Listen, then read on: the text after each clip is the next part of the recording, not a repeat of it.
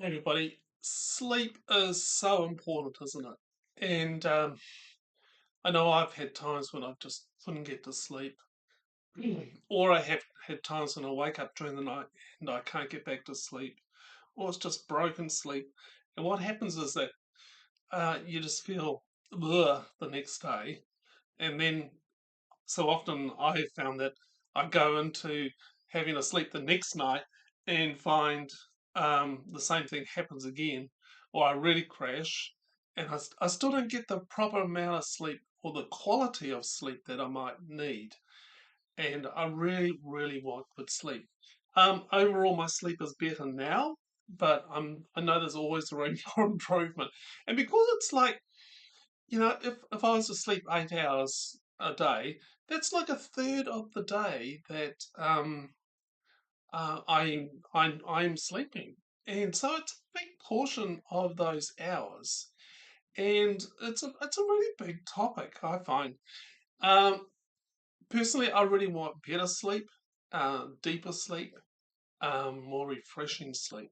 And look, as you know, a number of factors go into affecting one's sleep. It can be the darkness of your room, the temperature of the room, noise, street noise. I've got people with dogs next door that bark, neighbours. Perhaps it's alcohol, how much alcohol you've drunk, or medications that you're taking, stimulants, coffee. There's lots of things that go into us being able to have a good, refreshing sleep. Um, but often I also find that there is like a a tension within my soul, my heart, that unresolved stuff that's just sitting there bubbling away. And it's I've written this. I may be able to switch the light off, but the hamster wheel keeps on a turning. You know those hamster wheels with the little hamster running around, around, around, around, and our thoughts just keep on buzzing around, buzzing around, buzzing around. And I would like to be able to just to slow the hamster down for a little while and actually say, go and have a nap yourself. A songwriter in the Psalms says this: "It is in vain that you rise up early and go to late to rest, eating the bread of anxious toil. For he, God, gives sleep to his beloved." Someone once said to me that God mustn't love them very much because they couldn't get to sleep, that God was kind of withholding sleep from them, maybe because there's something they'd done, or God was holding it back as some sort of punishment. Now, I don't believe that was the case at all, and I'll explain a bit more about that. And then the writer of Proverbs says, if you sit down, you will not be afraid. When you lie down, your sleep will be sweet. Now, I want sweet sleep. I want sleep where I just go down and just rest and everything gets restored and I wake fresh and lovely and beautiful for the next day. I was recently given this particular shirt, and it's a lovely shirt. With it's a blue shirt. I think it's blue. I'm colourblind. It's blue and green, and it's got flowers on it, and it's the perfect size. And the giver who gave it to me thought deeply about what would look good on me, and so I'm wearing it now.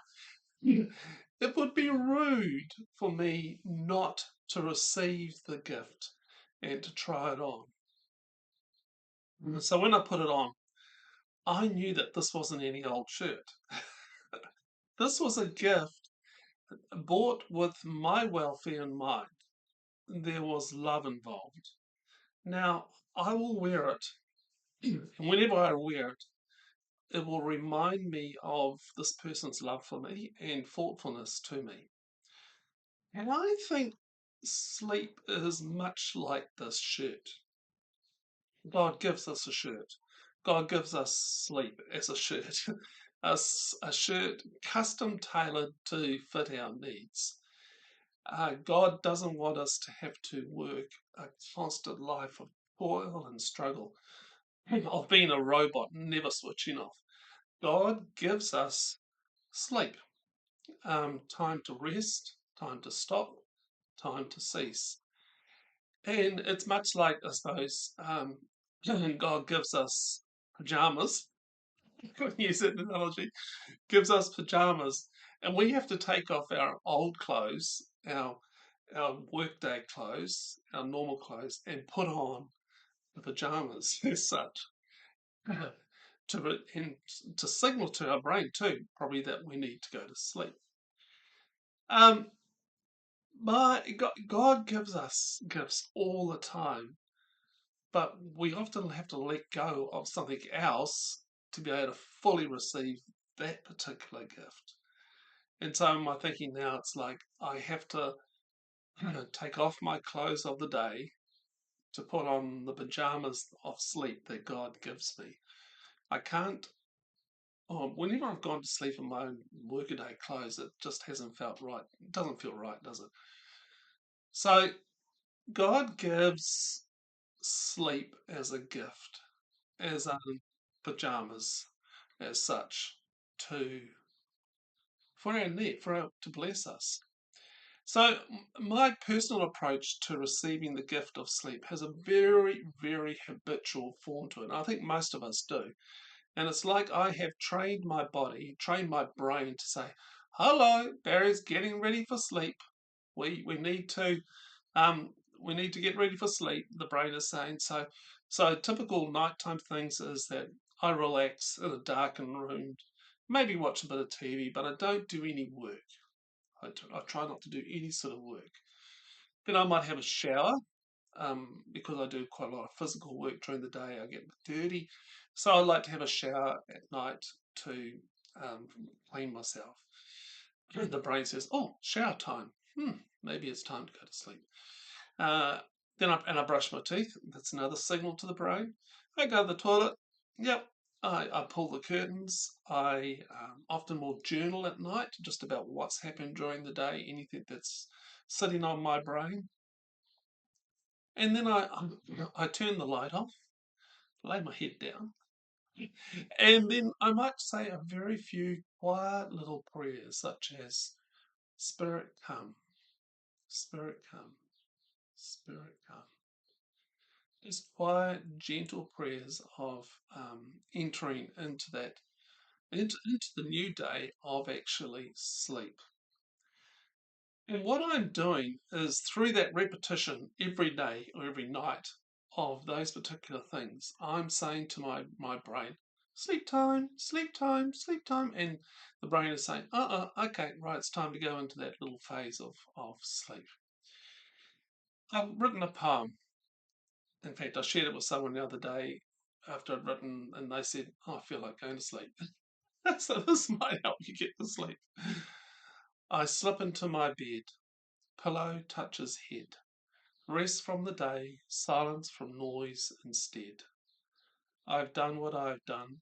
I now enter a new day. What will God be up to as I slip and slide away? Into their arms I rest. They know the pressures of my day. I whisper, Spirit, come, make for me a new way.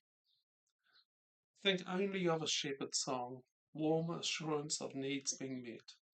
Silence in their whispers, love's sweet caress. I rest my body, I rest my thoughts. I come to quiet waters where only you can restore. In the places I don't know, I want you, Spirit, to roam and flow. Undo the knots, untangle the strain. Breathe your truth into my frame. I'll surrender all of myself, what I know and what I don't. Come heal the hurt, dark place that threatens to overtake. Spirit floats into my room, softens the pillows and folds down bed. Come, my sweet child, sleep is ahead. I'm going to be running a class in a few weeks' time about sleep. And if you see or hear this after the 25th of January, there'll be a link in the notes, in the YouTube notes, for you to actually view the course. But it's going to be a course about the role of sleep, sleep preparation, the role of medication, prayers, poems, journaling, and training the brain for rest. and also praying for the subconscious. I think that's a big area that I'd like to talk about. Yeah, it's going to be on Saturday, the 25th of January, here in New Zealand. So everywhere else in the world, that'll be Friday, the 24th. And if you want to find out more, just come over to the link in the show notes and sign up. It's via donation, a minimum $3 US. And if you're a monthly donor, you get in free. Well, you get in as part of them because you're a wonderful monthly donor. If you want to become a monthly donor, hey, there's links there too.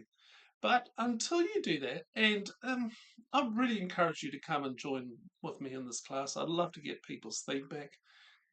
May you find rest tonight. May you be able to switch off, turn off the hamster wheel, slow it down, and let the hamster have a little sleep as well.